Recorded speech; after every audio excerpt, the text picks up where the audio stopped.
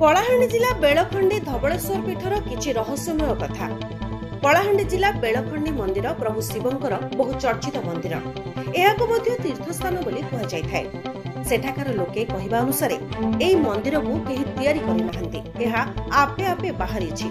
तेणु बहु दूर दूरांतरରୁ श्रद्धालु माने ईश्वरको दर्शन करी सानिध्य लाभ करिबा पई प्रत्येक दिन शह शह श्रद्धालुको समागम होइथाय। सेठिकार लोके कहिबा अनुसार सेठी मणिनाग मध्य रहिछंती।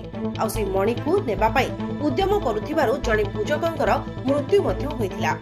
एहार पूर्वको गले जणा पड़े प्रथमे सामान्य शिवलिंगटिए थिला। सेई लिंग को लोक माने पोडिया करी पूजा करुथिले। कालक्रमे दिने हठात मंदिर आपे आपे होई जायथिला। एठारे मां चंडीको मध्य पूजा करा जाय। एठिकार सबुठु सुंदर दृश्य हेला दुई नदी, तेल नदी एवं भूते नदी एठी मिश्रण होईछि। तेणु शिवरात्रि समय एई दृश्य उपभोग करिबा सहित ईश्वरको दर्शन करिबा पई हजार हजार श्रद्धालुको समागम होइथाय।